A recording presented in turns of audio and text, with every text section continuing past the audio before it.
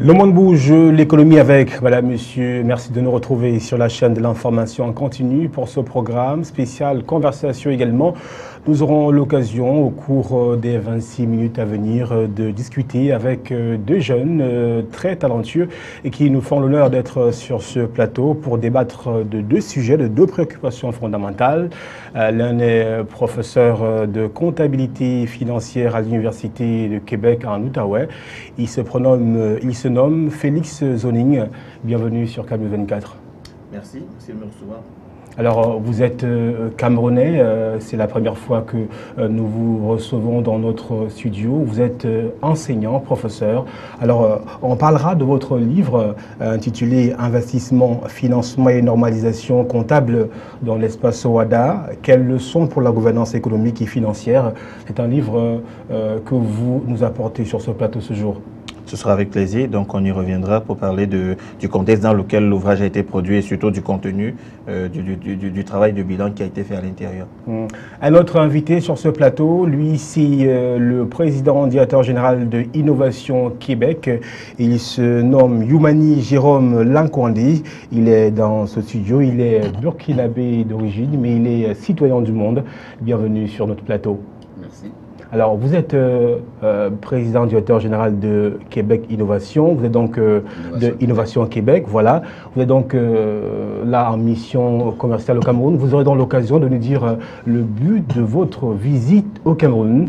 Voilà le décor planté pour ce programme spécial conversation. On va tout droit au but. Félix Zoning, je vous regarde très confiant. Alors, quelles sont les conditions d'écriture de cet ouvrage qui a trait justement à l'OHADA, qui, on le sait très bien, cette structure qui veut réguler le commerce le financier sur le continent africain, notamment en Afrique subsaharienne?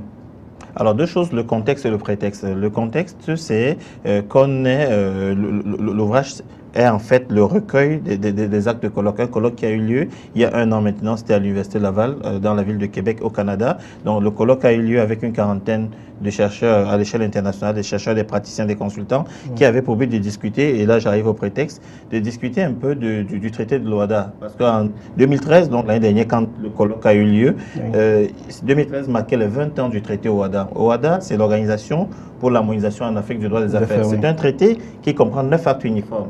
9 actes uniformes qui régissent le droit commercial, la comptabilité, la gouvernance d'entreprise, la responsabilité sociale, donc tout un paquet de choses qui normalisent, qui harmonisent ça pour 17 pays. 17 pays d'Afrique subsaharienne, majoritairement francophones. Alors donc l'OHADA avait pour vocation d'harmoniser tout ça. Dans quel but? Dans le but de favoriser des échanges entre ces pays-là, favoriser des investissements également, également dans le but second de garantir la sécurité juridique et judiciaire des entreprises. Donc ça, c'était pour le principe, c'était pour la vocation, c'était pour l'idée, c'était pour le concept. 20 ans plus tard, est-ce que l'OHADA a atteint ses objectifs? On arrivera à ce niveau à savoir est-ce qu'aujourd'hui, après tout ce chemin parcouru, on peut estimer que les résultats escomptés ont été atteints. Alors, je vais me tourner vers, c'est un peu une sorte de chassé-croisé avec le président directeur général de Innovation Québec. Vous êtes au Cameroun, vous n'êtes pas venu pour nos beaux yeux. On sait très bien que le Cameroun est un pays hospitalier, l'Afrique en miniature, mais qu'est-ce qui vous amène au Cameroun? Ce qui nous amène ici au Cameroun, c'est une mission commerciale d'une dizaine de chefs d'entreprise canadiennes qui sont venus pour proposer des technologies dans plusieurs domaines. Alors, je suis là pour représenter plusieurs technologies mises en marché par des compagnies canadiennes. C'est pour cela que je suis là. Il faut dire que vous travaillez au Québec depuis une dizaine d'années. Vous y avez gagné un galon au point d'être aujourd'hui le président directeur général de Innovation Québec. Alors, vous êtes là pour une mission commerciale. Concrètement, qu'est-ce que vous comptez nous apporter? Vous venez vers un marché, bien sûr. Absolument. Alors, au cours de cette mission commerciale, nous allons rencontrer d'autres chefs d'entreprise qui sont à la recherche de technologies qui vont leur permettre d'améliorer je dirais, la rentabilité de leurs entreprises. Et nous avons des technologies dans le domaine d'éthique. Nous avons des technologies dans le domaine de la santé. C'est technologie de l'information et de la communication. De la communication, des technologies dans le domaine de la santé et puis des technologies pour la gestion administrative. Alors donc ces technologies sont essentiellement des produits qui vont permettre d'augmenter la productivité au sein des usines, la productivité au sein de l'administration publique ou au sein des entreprises en général. Alors, durant donc, cette mission commerciale, nous allons rencontrer des entrepreneurs ici à Douala et nous allons rencontrer des entrepreneurs à Yaoundé et rencontrer des responsables administratifs aussi à Yaoundé. L'idée étant donc d'échanger, de voir quels sont leurs besoins, mais surtout de présenter les technologies que nous apportons durant ce voyage. Il s'agit bien d'un partenariat. Il s'agit d'un partenariat entre, évidemment, des partenariats entre le Québec et le Cameroun. Comme je le dis, c'est une mission commerciale organisée par le Haut Commissariat du Canada au Cameroun, qui a tout planifié, qui a organisé aussi les rendez-vous. Mais bien évidemment, nous sommes intéressés à rencontrer d'autres entrepreneurs qui souhaiteraient nous rencontrer pour les technologies que nous avons. Pour mon entreprise, nous sommes venus avec 3 technologies. Une technologie dans le domaine de la santé, c'est principalement des cliniques mobiles. Alors, une clinique mobile, c'est quoi? C'est une ambulance médicalisée où on retrouve tous les appareils qu'on a dans une clinique à l'intérieur de l'ambulance. Ce qui veut dire que vous pouvez avoir votre soin à domicile si l'ambulance se rend chez vous. Mais en réalité, ces ambulances sont très utiles pour les campagnes où il n'y a pas encore de clinique ou d'hôpitaux. Alors, ça permet, durant toute une journée, de soigner des malades qui n'ont pas les moyens de se déplacer pour aller en ville pour se faire soigner. Alors, ça permet aussi de faire des campagnes de sensibilisation, des campagnes de vaccination. Alors, ces cliniques mobiles sont déjà utilisées dans d'autres pays ici en Afrique. Alors, nous souhaitons véritablement que ces technologies contribuent à améliorer les conditions de vie des populations. Ça, c'est la première technologie. Alors, vous aurez l'occasion d'évoquer les autres technologies quand on reviendra à vous. Avec Alors, plaisir. je me retourne vers vous, Félix Zonimi. Vous êtes Camerounais, vous êtes au Canada depuis 6 ans seulement et pas 11 ans comme votre vis-à-vis. Alors, vous avez commis un ouvrage. D'ailleurs, c'est le 3e ouvrage commis.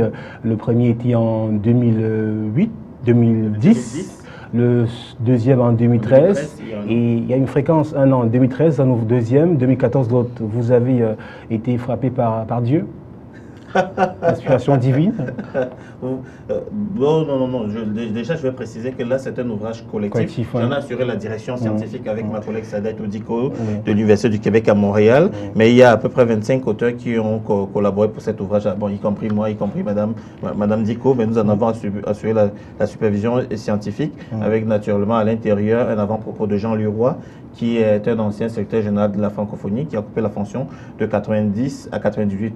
Et déjà, j'explique qu'il a été invité à en faire partie parce que l'OADA, nous le percevons comme un important dispositif de la francophonie économique. Et Jean Leroy a été justement il a été à la francophonie quand ce projet-là a été initié jusqu'à l'aboutissement. Donc, on a pensé qu'il pouvait apporter un repère historique important. Donc, pour revenir au contenu, naturellement, c'est 25 auteurs. Je vous l'ai dit, c'était à l'issue d'un colloque qui s'est tenu avec une quarantaine de chercheurs. Il y a des travaux qui ont été présentés, qui ont été discutés, commentés, critiqués. Et à la fin, il était important que les gens revoient leur copie et reviennent avec le travail revu, remanié, corrigé. Ajusté. Et naturellement, un comité scientifique avait été établi à l'échelle internationale aux 4 coins du monde avec des membres du comité scientifique qui venaient d'un peu partout et qui a revu le travail après, a retourné une deuxième fois la copie aux chercheurs qui ont réintégré les commentaires et puis en bout de ligne, c'est pourquoi ça a pris 1 an quasiment. Donc on est arrivé avec cet ouvrage que vous avez entre les mains. Justement, on revient sur les ouvrages précédents écrits. En 2010, vous avez commis la performance des entreprises cotées et la croissance économique. En 2013, vous avez écrit comptabilité financière avancée. Aujourd'hui, vous revenez à la charge avec un nouvel ouvrage. Je ne sais pas si la réalisation peut indiquer l'ouvrage. Investissement, financement et normalisation comptable dans l'espace OADA. Quelles leçons pour la gouvernance économique et financière? Alors, quelle est justement la plus-value de ce livre par rapport aux 2 précédents? Vous revenez à la charge, ça veut dire qu'il y a eu un processus amélioratif qui a débouché justement sur cet ouvrage. C'est vrai que vous l'avez précisé, c'est des colloques, mais il y a quand même une plus-value par rapport aux ouvrages précédents. Par rapport aux ouvrages précédents, il y a nécessairement une plus-value.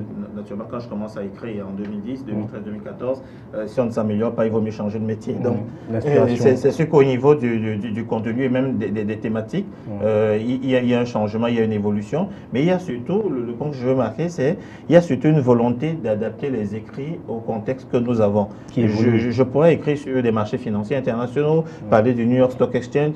Ce serait simple, ça se vendrait peut-être beaucoup plus, mais il y a surtout un souci d'adapter les connaissances, les compétences, les habiletés acquises ailleurs aux besoins, aux réalités que nous avons ici. Nous avons un ouvrage, j'espère que je reviendrai ici dans les prochains mois à en parler, puisqu'il est en cours d'écriture, un autre ouvrage qui parle des PME. Mais ça, c'est à venir. Oui. Ici, nous avons pensé que nous avons quand même un environnement, un espace de libre-échange qui existe depuis une vingtaine d'années et qui est supposé quand même, parce que 17 pays qui partagent la même réglementation commerciale, les mêmes normes comptables, qui ont pour la plupart la même monnaie, c'est pas rien. Si ces pays-là peuvent déjà capitaliser là-dessus, ça peut être un outil important, un bon vecteur pour la commercialisation, pour les échanges.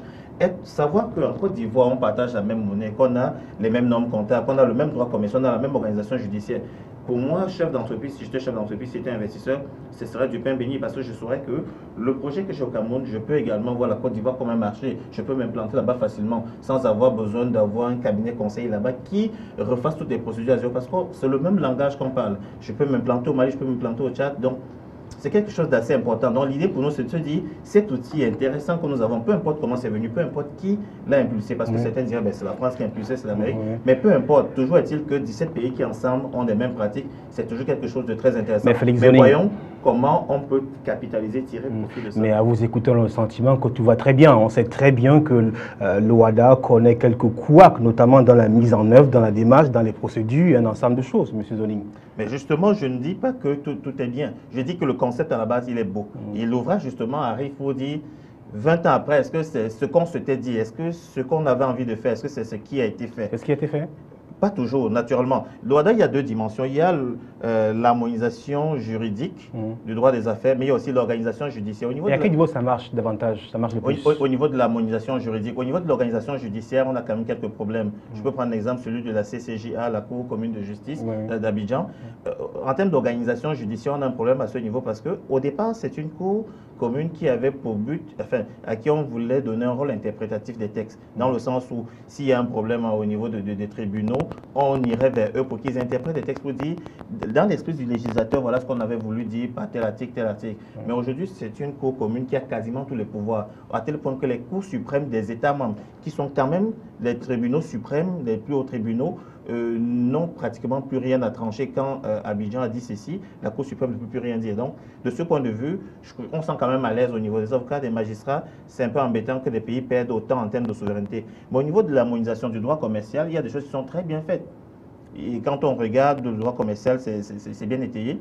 Mais là encore, en termes d'harmonisation, il y a un aspect où il manque encore terriblement de choses. C'est au niveau de l'encadrement juridique des investissements. Il y a des choses, à ce niveau-là, c'est encore, j'ai envie de dire, c'est encore un champ à labourer. Tout est à faire, tout est à reconstruire, tout est à bâtir à ce niveau, au niveau de l'encadrement juridique des investissements. Et il convient donc de préciser que l'OHADA, c'est l'Organisation pour l'harmonisation en Afrique du droit des affaires, qui est donc un traité ratifié originellement en 1993 à Port-Louis, révisé en 2008 à Québec, et qui a été adopté aujourd'hui par les pays d'Afrique subsaharienne francophone. On a parlé évidemment de 17 pays, dont le Cameroun. Alors, on se tourne vers notre homme d'affaires, notre président, directeur général, celui de Innovation Québec, qui est sur ce plateau. Vous indiquiez, vous étiez en train de faire un petit chapelet des innovations que vous comptez faire partager avec les hommes d'affaires camerounais. Vous avez commencé par la santé. Est-ce que vous pouvez poursuivre en nous évoquant d'autres secteurs qui sont, de votre point de vue, porteurs? Évidemment. Alors, nous avons d'autres types de produits et de technologiques, notamment des logiciels. On a des logiciels dans la gestion foncière qui permettent désormais de faciliter l'attribution des parcelles aux habitants pour diminuer les problèmes de les conflits fonciers, donc la gestion du cadastre. Nous croyons que ça répond à un besoin réel qu'il faut désormais que le foncier ne soit plus une source de problèmes, pour me résumer ainsi. Et nous croyons que cette technologie est venue au moment opportun où désormais beaucoup de gens utilisent les nouvelles technologies dans l'administration publique et cette technologie permet par exemple de consulter la base de données avec son téléphone cellulaire, d'avoir un guichet unique pour la gestion du foncier. Alors ça c'est une technologie très intéressante pour nos administrations publiques. Nous avons aussi d'autres technologies, notamment des logiciels de gestion des usines. Pour rentabiliser votre usine, c'est important que toutes les chaînes de la production soient très efficaces et que on n'oublie rien dans la production, dans les différentes opérations. Et donc, on a un logiciel qui permet de gérer ça. Et nous avons aussi des technologies dans le traitement de l'eau. Nous sommes là avec une technologie de traitement de l'eau qui permet de rendre l'eau potable, que ce soit dans les hôpitaux, que ce soit dans les cliniques, les hôtels, mais aussi dans les usines. Nous croyons que cette technologie répond à un besoin réel ici. Évidemment, ça peut être utilisé à grande échelle pour les villes et pour les campagnes. Donc ça, c'est des exemples de technologies que nous croyons peuvent répondre à des besoins. Alors, vous avez sûrement avant fait une sorte d'étude de marché. Vous avez fait quelques temps. Comment est-ce que vous appréciez notamment le comportement des Camerounais par rapport justement à votre offre, à vos offres? Nos offres sont les bienvenues. Jusque-là, tous les chefs d'entreprise qu'on a eu la chance de rencontrer étaient très réceptifs. Ils ont effectivement trouvé que c'est des technologies qui répondaient à leurs besoins.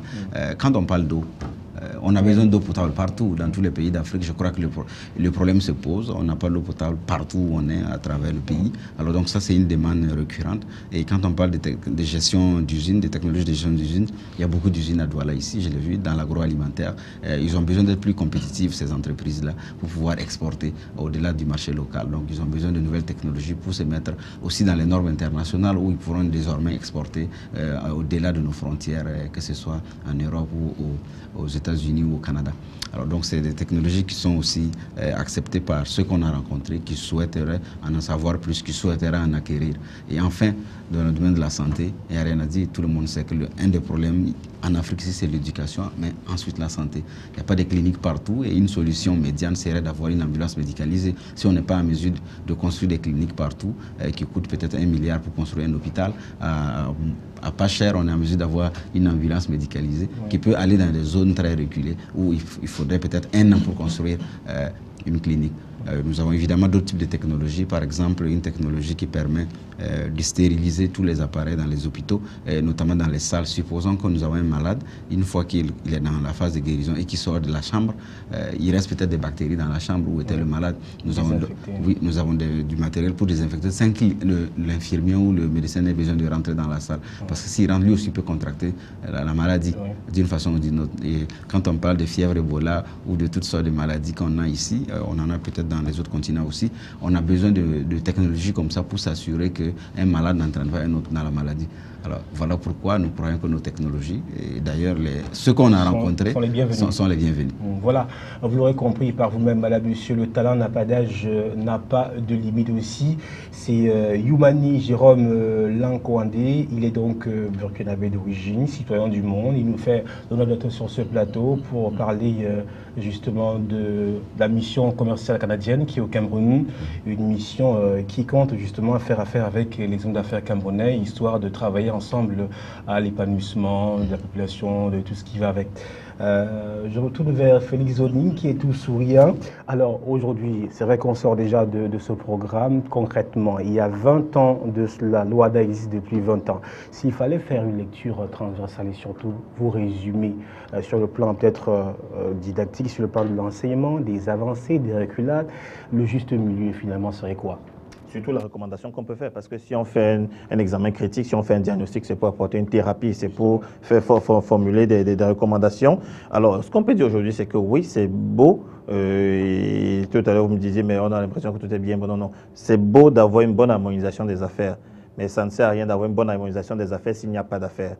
Donc, le conseil qu'on peut donner aujourd'hui, là-dedans, on a beaucoup de recommandations au niveau des investissements. Il faut maintenant investir. On a tout bien ficelé, les textes sont parfaits, sont impeccables, tout est bien. Maintenant, il faut investir. Parce que si on a, imaginons qu'on a un système sanguin dans lequel il n'y a pas de sang qui coule.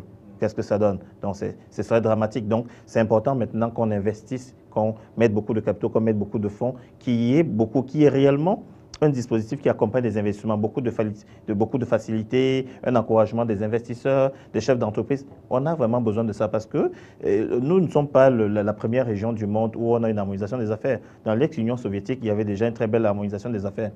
Pourquoi ça n'a pas marché? Parce que les investissements n'ont pas suivi. Donc, de la question cruciale du climat des affaires, pas simplement sur le plan national, mais dans l'ensemble des pays qui sont signataires de l'acte de l'OADA. Absolument, il y a la question du climat et puis il y a surtout l'accompagnement. Mesures incitatives. Naturellement, parce que les pouvoirs publics ont un rôle à jouer là-dedans. Il y a des gens qui veulent bien prendre des risques, il y a des gens qui veulent se lancer, mais ça prend vraiment qu'il y ait des gens qui les accompagnent. Les procédures sont très lentes. Au niveau des procédures, au niveau de l'accompagnement et parfois au niveau des incitatifs. Il y a des gens qui se lancent dans des domaines parfois qui sont très risqués. Il faudrait bien qu'en face, il y ait des mesures, des lois d'accompagnement. Où on les encadre ou alors on le laisse jusqu'à un certain temps. Je vais prendre un exemple d'une industrie que je connais bien, en tout cas d'un point de vue financier, qui est l'industrie minière. Au Canada, dans l'industrie minière, on a deux types d'entreprises. On a des juniors et des seniors. Les juniors sont davantage axés sur l'exploration. Et on sait bien que 99%, presque 99% plus un des projets n'aboutissent pas. Donc vous pouvez explorer toute votre vie, vous ne trouvez rien. Donc ce sont les sociétés les plus spéculatives qui sont les plus à risque. Comme elles sont très à risque, ça fait que les gens ne sont pas très portés à investir là-dedans. Alors, ce que les gouvernements font habituellement dans des pays à forte tradition minière, c'est de permettre que ceux qui investissent dans ces entreprises aient une déductibilité à 100% des fonds qu'ils mettent là-dedans. Ça veut dire que vous, comme actionnaire, si vous mettez 100 millions dans une entreprise minière junior, et ce 100 millions-là, vous pouvez le déduire de votre revenu imposable à 100%. Donc, de ce point de vue, ça facilite l'investissement dans ces entreprises. Comme ça, celui qui investit, c'est que je ne paie pas totalement. Même si l'entreprise ne devait pas fonctionner, au moins j'aurais eu la déductibilité fiscale. Alors, c'est un exemple entre autres que je prends, mais c'est pour dire que dans certaines industries, dans certaines entreprises, dans certaines formes de commerce, c'est important qu'il y ait un accompagnement qui n'est pas seulement monétaire, qui n'est pas seulement financier, mais qui peut être en termes, mon ami Jérôme en discutait tout à l'heure, en termes technologiques. Il faut un encadrement, il faut un accompagnement, parce que la plupart de nos entreprises, notamment des PME, ne réussissent pas parce que les gens ne sont pas outillés. Il faut que les gens soient outillés, il faut qu'il y ait de l'innovation. C'est ce qui permettra peut-être l'internationalisation. C'est intéressant, mais je pense qu'il faut aussi prendre en compte le contexte économique national de chaque État. Les États n'ont pas même avancé sur le plan économique, et c'est justement la raison pour laquelle l'OADA est là pour justement permettre à tout le monde de naviguer dans le même sens. Alors, Félix Zoning, c'est terminé ce programme. Vous avez quelque chose à ajouter?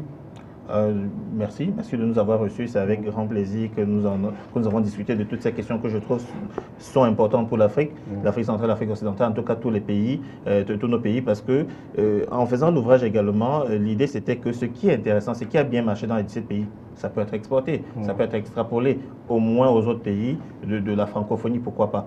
Donc c'était ça le but et je pense qu'on y est. Et je rappelle donc avec l'aide de la réalisation votre ouvrage investissement, financement et normalisation comptable dans l'espace OADA, quelles leçons pour la gouvernance économique et financière. Paru aux éditions à Ottawa. Les éditions Permitech, ça s'écrit Permitech, donc ça s'écrit Permitech, c'est à Ottawa. Permitech.com, c'est le site de l'éditeur où vous pouvez trouver l'ouvrage. Voilà. Merci d'être passé par ici. Ce fut un plaisir de vous recevoir pour nous édifier suffisamment sur votre troisième ouvrage qui justement travaille à l'harmonisation en Afrique du droit des affaires. Ça m'a fait plaisir. Alors, Jérôme Youmani Lakondé, vous êtes président, directeur général de Innovation Québec. Vous êtes en mission commerciale canadienne au Cameroun. Ce fut un plaisir. Si l'on vous demandait finalement qu'est-ce qu'au sorti de ce programme, vous aimeriez que ceux qui vous regardent retiennent? Ce que je veux qu'ils retiennent, c'est qu'en ce moment, nos compagnies ont besoin d'être plus compétitives pour pouvoir aller à la conquête des marchés internationaux. C'est valable aussi bien pour le Canada que pour les pays africains. Et nous sommes là pour apporter des technologies qui pourront contribuer à leur compétitivité. Et nous avons donc plusieurs technologies. Parmi celles que j'ai citées, nous avons évidemment bien d'autres technologies. Et nous souhaitons donc partager nos connaissances, partager les technologies canadiennes ici avec les entreprises locales. Et pour nous contacter, c'est très simple. C'est sur notre site internet innovationquebec.com. On peut nous écrire pendant que nous sommes là pour discuter des technologies dont nous disposons et où ils peuvent aussi contacter toujours le Haut Commissariat canadien ici pour avoir plus d'informations sur la mission commerciale ou pour nous contacter directement. Alors ce fut un grand plaisir et je suis content d'être ici à Douala parce que j'ai découvert une ville très active économiquement et j'ai bien hâte de revenir. Voilà, notre pays, le Cameroun, vous réservera un accueil des plus chaleureux. On espère vous revoir sur ce plateau, tous les deux d'ailleurs. Voilà, madame, monsieur, comprendre la marche du monde, c'est aussi décrypter l'actualité d'un point de vue économique. Avec nos deux invités sur ce plateau, nous avons parcouru l'OADA d'une part, mais aussi l'innovation avec Innovation Québec, la marche du monde. C'était une conversation spéciale sur la chaîne de l'information en continu. Au revoir.